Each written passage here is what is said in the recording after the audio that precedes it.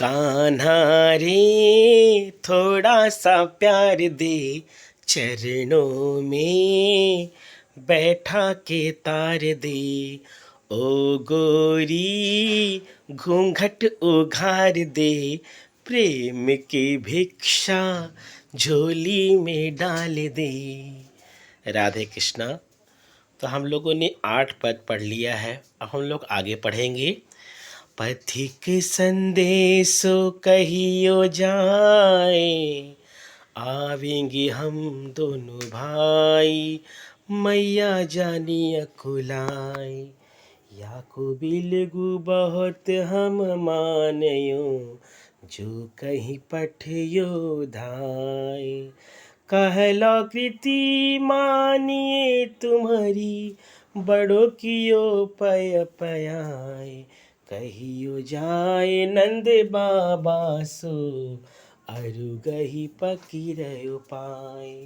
दो दुनी दुखी होने नहीं पावहूँ, घुमरी धौरी गाय।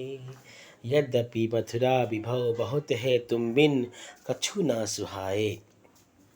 सूरदास ब्रजवासी लोगनी भेटत हृदय जुड़ाए। बिलगु बुरा धाय नौकरानी, दूध पिलाने वाली। पयाए दूध पिलाकर, धूमरी धुएं के रंग का, धौरी उज्ज्वल, जुड़ाए प्रसन्न होना। श्री कृष्ण किसी पथिक से गोपियों के पास अपना संदेश भेज रहे हैं। पथिक शब्द उद्धव के लिए भी हो सकता है। इस संदेश प्रेषक में श्री कृष्ण ने अपने मानस की उस प्रतिक्रिया को व्यक्त किया है जिसमें माता यशोदा ने देवी के पास इस प्रकार का संदेश दिया था कि हाओ तो धाये तिहारे सुत की, मया करत ही रहियो। व्याख्या। ब्रजमंडल जाने के लिए प्रसिद्ध उद्धव के प्रति श्री कृष्ण का संदेश। हे पथिक, तुम हमारा यह संदेश ब्रज जाकर कह देना कि हम दोनों भाई शीघ्र आएंगे और माता यशोदा घबराएं नहीं। तुम यह भी कह देना कि देवकी के पास तुमने जो संदेश भेजा है उसमें अपने को धाय माना है। हमें तुम्हारे धाय के प्रयोग से महान कष्ट हुआ है। व्यंजना यह है कि धाय जैसे नगण्य शब्द के प्रयोग से हमें बहुत बुरा लगा है। आप तो परम पूज्या माता है और धाय तो नौकरानी और सेविका का बोधक है। दोनों में महान अंतर है। हम तो तुम्हारे उपकार के भार से दबे हुए हैं। तुम्हारे यश का वर्णन कहाँ तक करें। तुमने तो दूध पिलाकर हमें इतना बड़ा किया। भला जिसने दूध पिलाकर बच्चा से हमें तरुण बनाया है, उसके उपकार को कैसे भूल सकते हैं। हे उद्धव, तुम नंद बाबा की पांव पकड़कर हमारी ओर से कहना कि हमारी दोनों गायें श्याम और उज्ज्वल दुखी ना होने पाए, उन्हें किसी प्रकार का कष्ट ना हो। यद्यपि मथुरा में ऐश्वर्य और वैभव की कमी नहीं है, किंतु तुम्हारे बिना वास्तविक सुख नहीं मिलता, कुछ भी अच्छा नहीं लगता। हमारा हृदय तो ब्रजवासियों को भेंटने पर ही शीतल हो पाता है। कहने का तात्पर्य है कि उन ब्रजवासियों से मिलने पर ही हृदय की पीड़ा और दुख की ज्वाला दूर होगी। नीके रहियो जुसमती जसुमती मैया, आवेंगे दिन 4-5 में हम हलधर दोनों भाई। जा दिन ते हम तुमसे बिछुरते, काहू न कहियो कन्हैया। कबहू प्रात न कियो कलेवा, सांझ न पिन्ही धैया। बंसी बेनु संहारी राखी हो, और अबेर सबेरो। मती ले जाए चुराए, राधिका कछु खिलौनो मेरो। कहियो जाए नंद बाबा सो, निपट निठुर जिया किन्हो। सूर श्याम मथु म पहुँचाए, मधुपुर बहुरी संदेश नलिन हो। नीके निश्चिंत आनंद पूर्वक दिन 4-5 में यानी शीघ्र घैया धारोष्णो यानी दूध धन से सीधी छूटती हुई दूध की धारा। बेनो बंसी अबेरे सबेरो, देर या जल्दी पी नहीं पिया। मति ऐसा कहीं ना हो, निपट बिल्कुल मधुपुर मथुरा।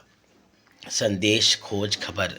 संदर्भ। इसमें श्री कृष्ण ने मुख्यतया अपनी माता के प्रति संदेश प्रेषित किया है और पिता की निष्ठुरता का भी संकेत दिया है। व्याख्या। यशोदा प्रति कृष्ण का संदेश। श्री कृष्ण का उद्धव से कथन है, हे उद्धव, तुम माता यशोदा से जाकर कह देना कि तुम कुशल पूर्वक रहो, हम दोनों भाई 4-5 दिन में अति शीघ्र आ जाएंगे।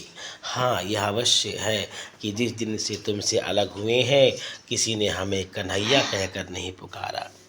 अर्थात मथुरा आने पर कन्हैया जैसा वात्सल्य भरा शब्द पुनः सुनने को नहीं मिला।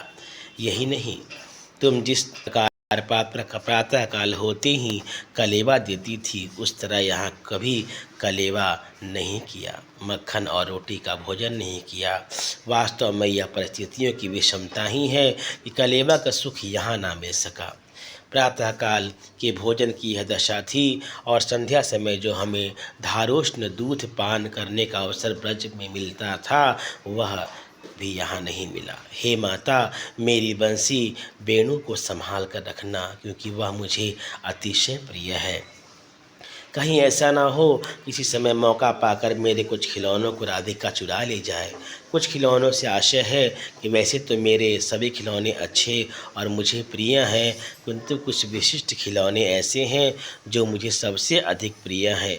पुनः नंद बाबा की निष्ठुरता का संकेत करते हुए श्री कृष्ण का कथन है कि हे उद्धव, नंद बाबा से जाकर कह देना कि तुमने तो अपने हृदय को अतिशय निष्ठुर बना लिया, क्योंकि सूर्य के शब्दों में जब से मुझे मथुरा पहुंचा कर लौटे हैं, कभी फिर से मेरी खोज खबर नहीं ली। यह तुम्हारी निष्ठुरता का ज्वलंत प्रमाण है।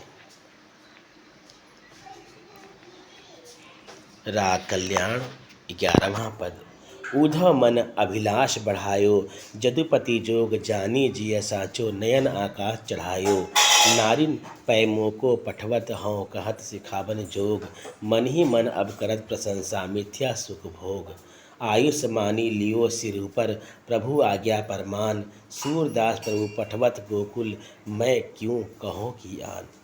अभिलाष बढ़ायो अर्थात आनंदोल्लास में झूमने लगे।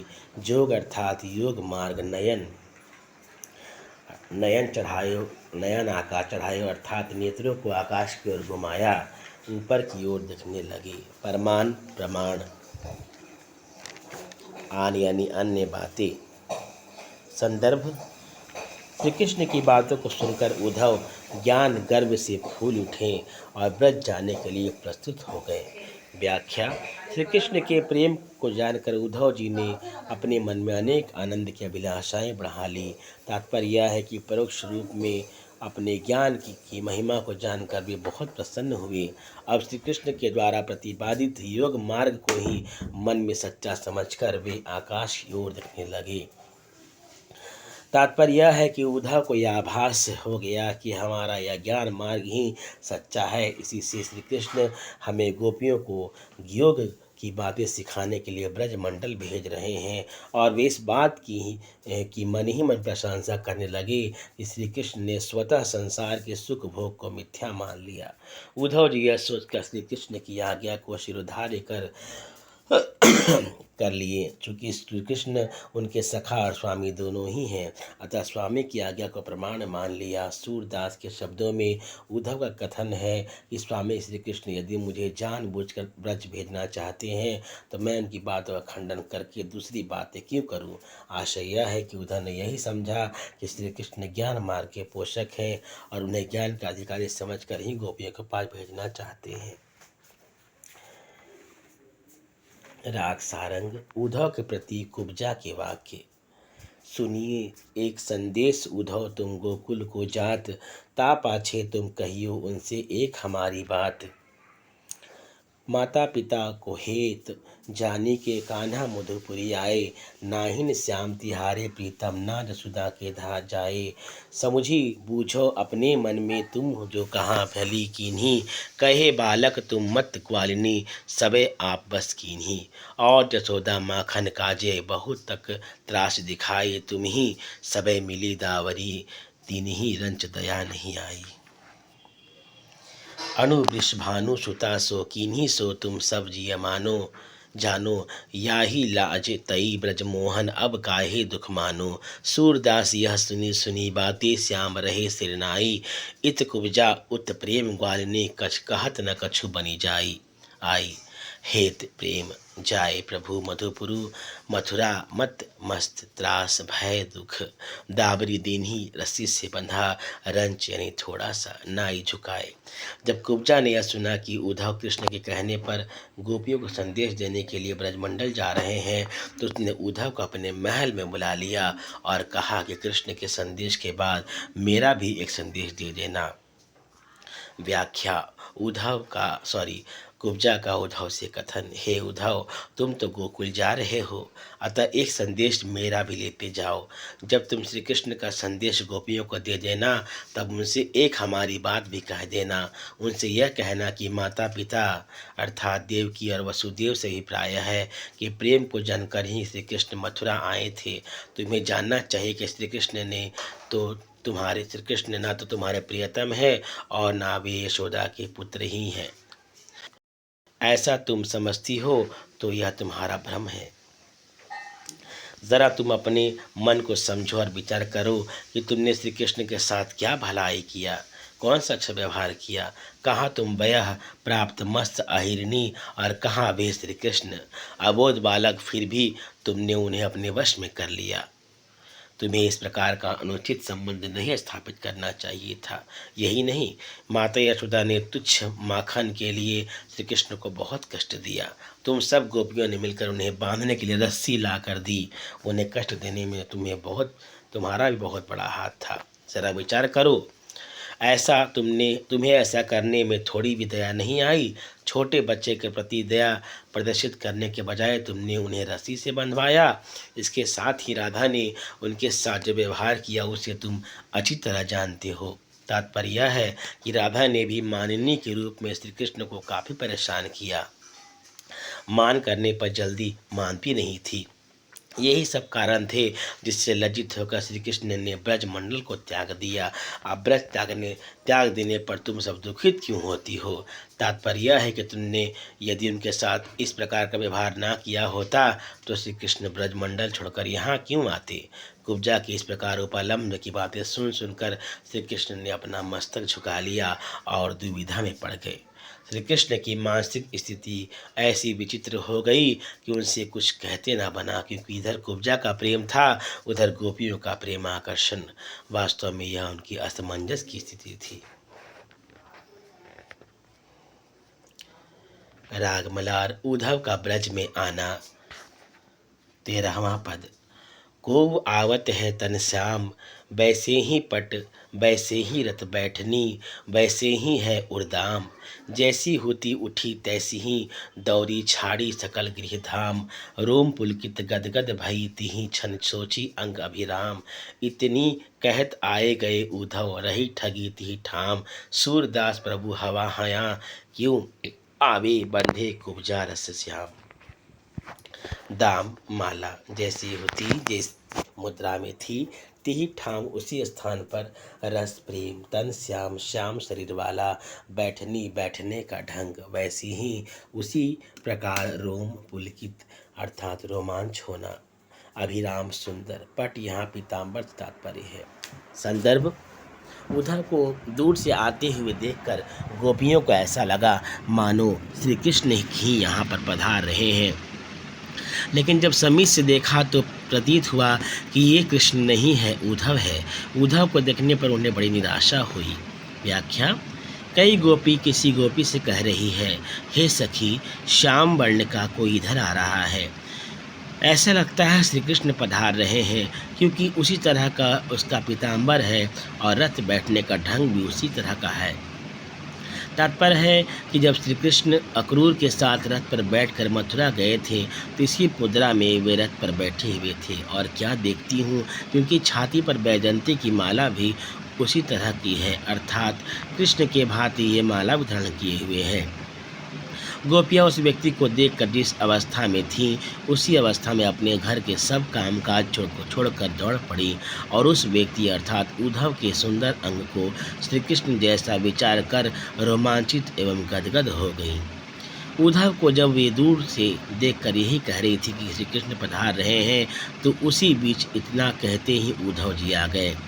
श्री कृष्ण के स्थान पर उद्धव को देखकर गोपियों को इतनी निराशा हुई कि उनका विषाद इतना बढ़ गया कि वे चढ़वत जहाँ थीं उसी स्थान पर ठगी जैसी रह गई और यही सोचने लगी कि भला कुब्जा के प्रेम पाठ में बंधे श्री कृष्ण यहाँ क्यों आने लगे। निराशा की यह झलक सूर्य के कई पदों में दृष्टिगत होती है।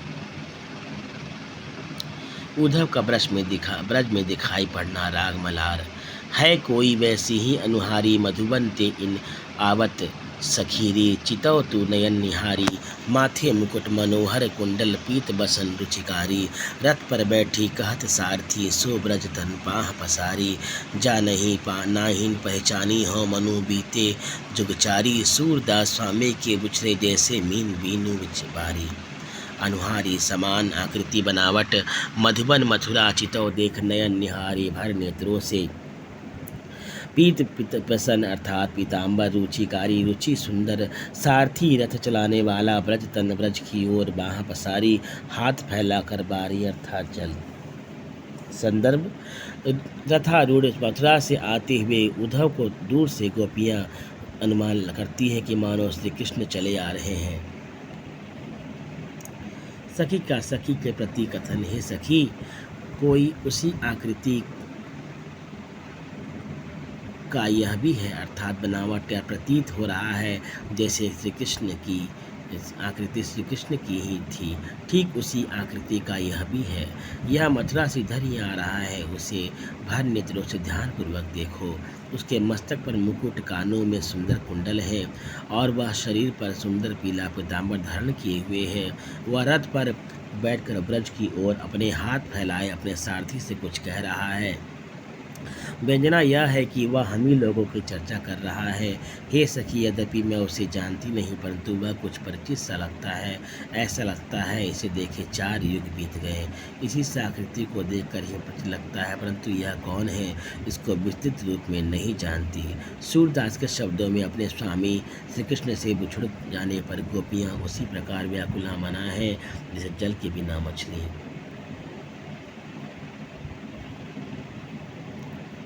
राग सोरठ पद 15वां। देखे नंद द्वारट रथ ठारो, बहुरी सखी सुफल कसुत आयो परयो, संदेश उर्गाढ़ो, प्राण हमारे तब ही भई गयो, लय अब के ही कारण आयो, जानती हो अनुमान सखी रे, कृपा करन दर उठी धायो, इतने अंतर आप उपंग सुत ते ही क्षण दर्शन दीन्हो, तब पहचानी सखा हरिजीव को परम सुचीन तनकीन हो, तब प्रणाम कियो अति रुचि सो, और सब ही कर जोरे, सुनत रहे तैसे ही देखे परम चतुर्मति भोरे, तुम्हारो दर्शन पाए आपनो जन्म सफल करी जानियो, सूर उद्धव सो मिलत भयो सुख ज्यों चख पायो पानियो, बहुरी पुनः सुफलक सुत अर्थात अक्रूर, गाढ़ो अतिशय, इतने अंतर इसी बीच, उपंग सुत अर्थात उद्धव, सुचित अर्थात स्वस्थ, प्रणाम, अति रुचि सो प्रेम पूर्वक, चतुर्मति भोरे, चतुर्बुद्धि वाले और भोले, झक मछली पानियो पानी। संदर्भ उद्धव जी का रथ जब नंद के द्वार पर पहुंचा तो गोपियों को यह संदेह हुआ कि कहीं पुनः क्रूर जी न आ गए हों, क्योंकि एक बार वे कंस के कहने पर ब्रजमंडल आए थे और अपने साथ कृष्ण और बलराम को रथ पर बैठाकर मथुरा ले गए। व्याख्या गोपियों का परस्पर कथन है, सखी देखो तो नंद के दरवाजे पर एक रथ खड़ा है, लगता है पुनः क्रूर जी आए हैं, क्योंकि वे पहले भी एक बार आए थे और श्री कृष्ण को और बलराम को अपने साथ बैठाकर रथ में ले गए थे। आज मेरे मन में इस प्रकार का बहुत बड़ा संदेह उत्पन्न हो गया। उस समय तो वे हमारे प्राण ले गए और अब किस लिए आए हैं? अब हमारे बचा ही क्या है जो उसे लेने को पुनः पधारे हैं? हे सखी, मैं अनुभव कर रही हूँ शायद वे मेरे ऊपर इस पर कृपा करने को दौड़े आए हैं। यह है कि अब पुनः हमें चोट पहुँचाने के लिए यहाँ तक आ गए हैं। इतना परस्पर गोपियाँ सोच रही थीं कि उसी बीच तत्क्षण उद्धव ने आकर गोपियों को दर्शन दिया और गोपियाँ श्री कृष्ण के मित्र उद्धव को पहचान कर मन और शरीर दोनों से प्रसन्न हुई। भारतीय मर्यादा और शिष्टाचार के अनुरूप गोपियों ने प्रणाम किया और प्रेम पूर्वक सबों ने अपने हाथ जोड़े। और कहने लगी, जैसा हम लोग आपके संबंध में सुनती रहीं, वैसा ही आपको बुद्धि में कुशल और हृदय से भोले भाले रूप में देखा। तुम्हारा दर्शन पाकर हम धन्य हो गई और अपने जन्म को सार्थक और सफल समझा। सफल इसलिए समझती हैं कि आप हमारे प्रियतम श्री कृष्ण के मित्र हैं और संबंध भावना के कारण जो सुख उन्हें देखने पर मिलता था वही सुख आपको देखने पर मिला। सूरदास के शब्दों में उद्धव से मिलकर गोपियों को उसी प्रकार का सुख मिला जैसे पानी के बिना संतप्त मछलियाँ पानी पाकर सुखी हो जाती हैं। कृष्ण के वियोग ज्वाला में संतप्त गोपियों को उद्धव को देखने पर अपार सुख मिला। श्री कृष्ण के मिलने की एक बलवती आशा मानस में उत्पन्न हुई। राग सोरठ 16वां पद।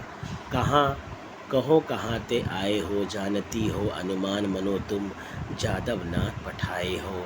वैसो ही बरन बसन पूनी, वैसे ही तन भूषण सजिलाए हो। सरबसु लय तब संग सिधार, अब का पर पहिराए हो। सुनहु मधुप एकै मन, सबको सो तो वहाँ लय छाए हो। मधुबन की माननी मनोहर, तहीं जाहूँ ज भाए हो। अब यह कौन सयानप, ब्रज पर्ण का कारण उठी धाये हो। सूर जहाँ लो श्याम गात, है जानी भय करी पाए हो। जादवनाथ श्री कृष्ण वरण यानी वर्ण या रंग, भूषण सजी लाए हो अर्थात भूषणों से सज्जित हो।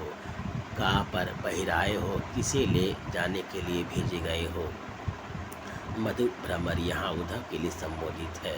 मधुबन अर्थात मथुरा, मथुरा माननीय मनोहर कुब्जा के प्रति संकेत। सयानप चतुराई, सया श्यामगात श्याम शरीर वाले, जानी भये कई पाई तरह समझ लिए गए हो।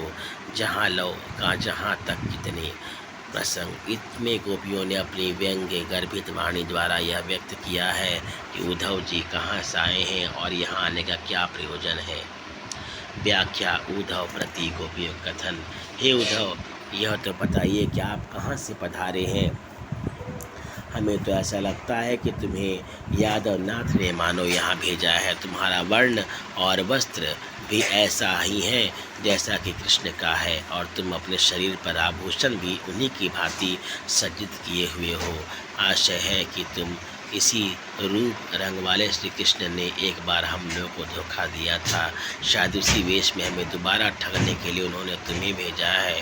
श्री कृष्ण तो इसके पूर्व हमारा सब कुछ लेकर चले गए, अब किससे ले जाने के लिए तुम क्यों भेजे गए हो। तात्पर्य है कि श्री कृष्ण हम सबके मन को तो पहले ही ले बैठे हैं, अब बचा ही क्या है तो दोबारा लेने के लिए तुम्हें भेजा है। हे भ्रमर, सच बात तो यह है कि हमारे पास तो एक ही मन था, उसे लेकर भी मथुरा छा गए अर्थात विराजमान हो गए।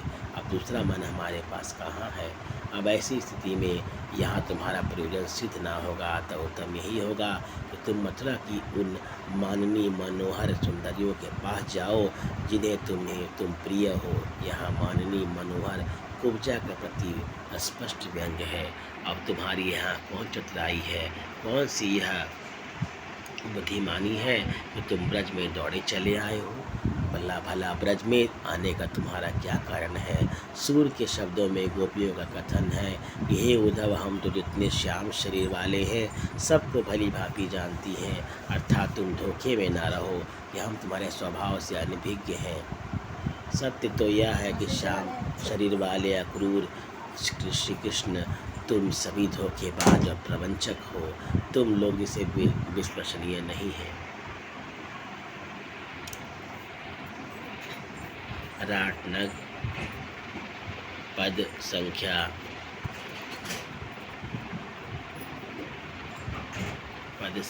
है आपका 17। उद्धव को उपदेश सुनो किन, कान दे सुंदर श्याम सुजान, पठायो मान देवै ध्रुव, को आयो उततात जिये, जिए नंद सुवन सिधारे, वहे बेनु धुनी हो मनो आए नंद प्यारे। धाई सब गल गाजी के उद्धव देखे जाए, लय आई ब्रजनाथ पयो आनंद उर न समाए। अरग आरती तिलक दूब दधि माथे दिनहि, कंचन कलश भराय आनी परिक्रमा कीन्ही। गोप भीर आंगन भई मिली, बैठे जादव जात झलझारी। आगे धरी हूँ बुझही हरि कुल सात कुशलात। कुशल क्षेम वसुदेव कुशल देवी कुबजाऊ, कुशल क्षेम अक्रूर कुशल नीके बलदाऊ। पूछी कुशल गोपाल की, रही सकल गही जपाए। प्रेम मगन उद्धव भये, हो देखत ब्रज के भाई। मन मन उद्धव कहे यह बुझिए, गोपाल ही ब्रज के हेतु विसारी। जोग सिखत ब्रज बालही, पाती बाची वह आवही न रहे नयन जलपूरी। देखी प्रेम गोपिन को हो ज्ञान गर्भ गए दूरी। तब इत उत बहराए नित नयन में सोखियो। ठानी कथा प्रबोध बोली, सब गुरु समोखियो। जो व्रत मुनि ही धवावही पर, पावही नहीं पार। सो व्रत सीखो गोपिका हो, छाड़ी विषय विस्तार। सुनो उद्धव के वचन रहे नीचे करी तारे। मनोसुधा सो सिंची आनी विष ज्वाला था चारे। अब अबला कह जानही जोग जुगत की रीति। नंद नंदन व्रत छाड़ी के हों, लिखी पूजे भीति। अविगत अगह अपार आदि अवगत है जो सोई। आदि निरंजन नाम ताही रंजे सब कोई। नैन नासिका अग्र है तहाँ ब्रह्म को वास। अविनाशी विनसय नहीं हो, सहज ज्योति प्रकाश। घर लागे और गुरु कहे मन कहाँ बंधावे। आपनो घर परिहरे को घर ही बतावे। मूर्ख जादव जात है हमें सिखावत जोग। हमको भूलत कहत है हो, हम भूली किधौ लोग। गोपहूँ ते भयो अंधताही दुहू लोचन ऐसे। ज्ञान नैन सो अंधताही सूझे धौ कैसे। बूझे निगम बोलाई के कहे वेद समझाए। आदि अंत जाके नहीं हो, कौन पिता को माए। चरण नहीं भुज नहीं, कहो उखल किन बांधो। नैन नासिका सुख नहीं, चोरी दधी कौन घातो। कौन खिलायो गोद में किन, कहे तो तेरे बैन। उद्धव ना को न्याय है वो, जाहि न सूझे नैन। हम बुझती सद्भाव न्याय, तुम्हारे मुख साचो। प्रेम नेम रस कथा कहो कंचन की कांचो। जो को पावे शीश तैता को कीजे ना नेम। मधु हमारी सौ कहो हो, जोग भले किन्धो प्रेम। प्रेम प्रेम से होई, प्रेम से चारही जय। प्रेम बंधियो संसार, प्रेम परमारथ पहे। ऐ के निहचे प्रेम को जीवन मुक्ति रसाल। साचो ही निहचय प्रेम को, हो जो मिलहे नंदलाल। सुनी गोपिन को प्रेम नेम, उद्धव को बोलियो गावत गुण गोपाल। फिरत कुंजन में फूलियो छन, गोपिन के पग धरे धन्य तिहारे नेम। धाय धाय द्रुम भेटही हो, उद्धव छाके प्रेम। धनी गोप सन्य सुरभि पंचारी। धन्य धन्य जो भूमि जहाँ बिहरे बरवारी। उपदेशन आयो उते मोहि भयो उपदेश। उद्धव जदुपति पै गए हो, किए गोप को बेस। बोलियो जतिपति नाम कहत गोपाल गोसाई। एक बार ब्रज जाहूँ देहूँ गोपिन दिखराई। गोकुल को सुख छाड़ी के कहाँ बसे हो आए।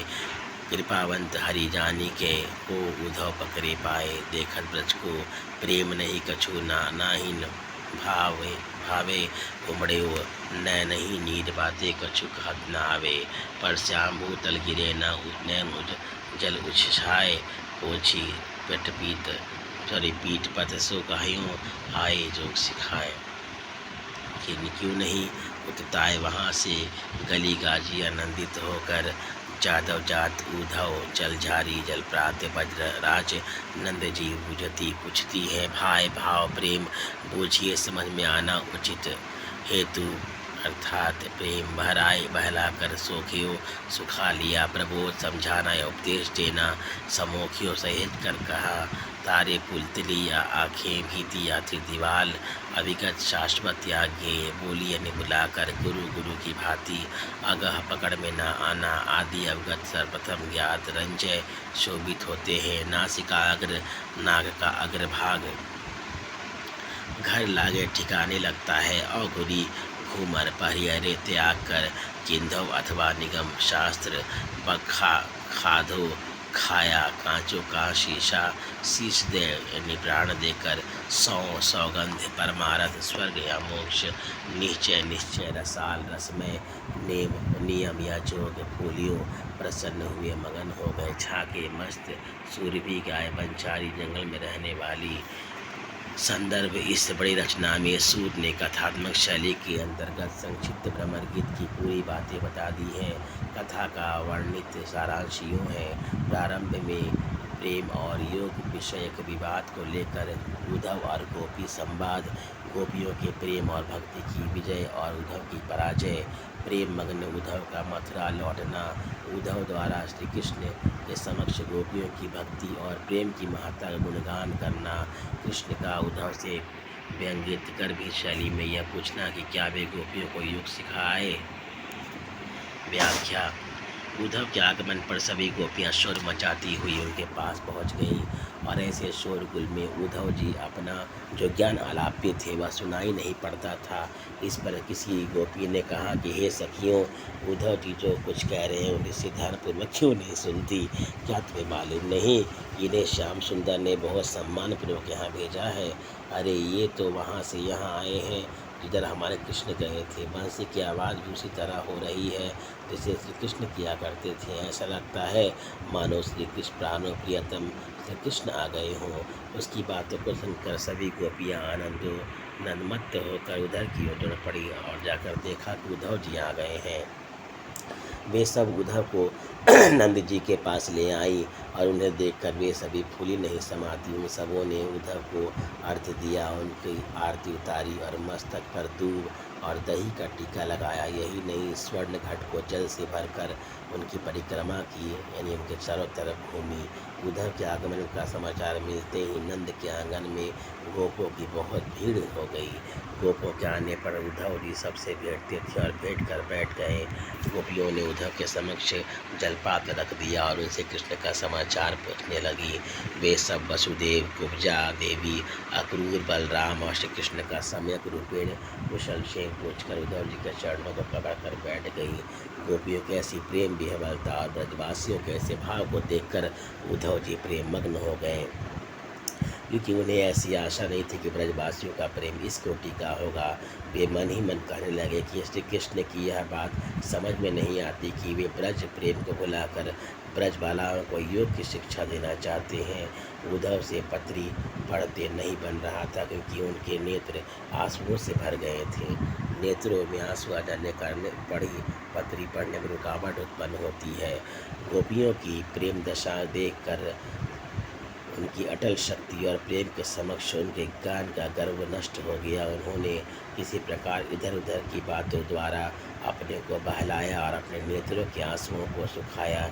इसके पश्चात सबको बुलाकर गुरु की भांति सहेज रखे ज्ञान के उपदेश को बताना आरंभ किया। उद्धव ने कहा, हे गोपियों, तुम सब विषय वासना के प्रपंच को त्याग कर उस व्रत का परब्रह्म के चिंतन का पालन करो। उस व्रत को सीखो जिसे श्रेष्ठ मुनिगण सदैव मनन किया करते हैं और जिसका अर्थात जिस ब्रह्म का पार वे नहीं पाते। उद्धव की ऐसी बातें सुनकर गोपियों की पुतलियां नीचे हो गई। उन सबों ने अपनी आंखों को झुका लिया।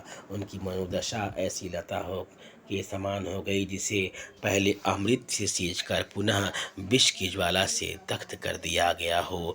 तात्पर्य है कि उद्धव ने पहले तो मीठी मीठी बातें की और ऐसी सुधोपम वाणी द्वारा उन्हें शीतल किया कि अब ऐसी कटुता भरी वाणी यानी ज्ञान उपदेश की ऐसी बातें से उनके मन को संतप्त कर दिया।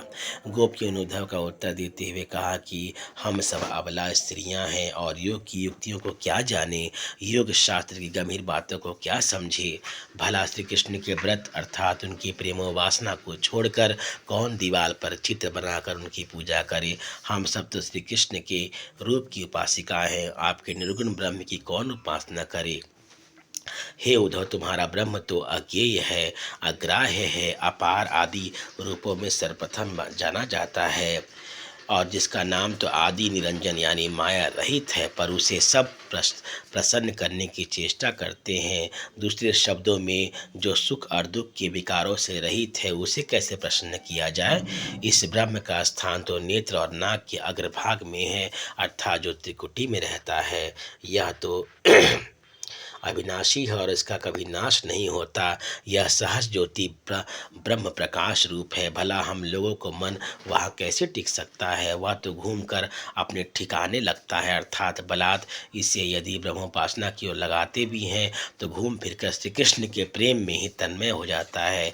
इस भटकाव की स्थिति में इस मन का अन्यत्र जाना संभव नहीं है। भला कोई अपना घर छोड़कर दूसरों को अपने घर कहाँ बतावे। भाव यह है कि श्री कृष्ण उपासना को त्याग कर अपना सच्चा उपास्य किसे कहे। अतः उसकी दशा तो उस गृह विहीन की भांति हो जाएगी जो इधर उधर भटकेगा। उद्धव जी तो मूर्ख हैं जो हमें योग की शिक्षा देते हैं। वे हमें भूली अर्थात भ्रमित बताते हैं, अर्थात अज्ञानी समझते हैं, परंतु हमें तो ऐसा लगता है कि लोग ही भूल गए हैं कि हम नहीं भ्रमित हैं। हमें तो ऐसा प्रतीत होता है कि उद्धव के इस प्रकार दोनों ही नेत्र गोपियों से भी अधिक अंधे हो गए हैं। उन्हें इन दोनों नेत्रों से सुझाई नहीं पड़ता। ठीक ही है जो ज्ञान नेत्र से अंधे हैं, जिनकी बाहरी आँखों के साथ ही हृदय की आँखें फूट चुकी हैं, उन्हें कैसे दिखाई पड़ेगा। जिनके चारों नेत्र फूट गए हों उन्हें क्या ज्ञात होगा। ये तो शास्त्रोक्त बातों को समझाते हैं, अर्थात शास्त्र का प्रमाण देते हैं और समझाकर वेदों की बातें हमसे कहते हैं, वेदों का साक्ष्य मानते हैं। लेकिन हम इनसे पूछती हैं कि जिस ब्रह्म की आदि और अंत का अता पता नहीं, उनके माता पिता कौन है। भला यह भी बताओ कि जिसके चरण और मुख नहीं है, उसे ओखली में किसने बांधा। बिना चरण के कैसे बांधा गया। और नेत्र नासिका तथा मुख विहीन उसने कैसे दही चुरा कर खाया। अर्थात हमारे कृष्ण ने साकार रूप में ही सभी लीलाएं की, वह निराकार नहीं है। यही नहीं, उन्हें किसने गोद में खिलाया, किसने तुतली वाणी का प्रयोग किया। दूसरे शब्दों में यदि वह निराकार है तो उन्हें यशोदा ने अपनी गोद में कैसे खिलाया और उन्होंने अपनी तुतली वाणी में कैसे नंद यशोदा आदि को रिझाया।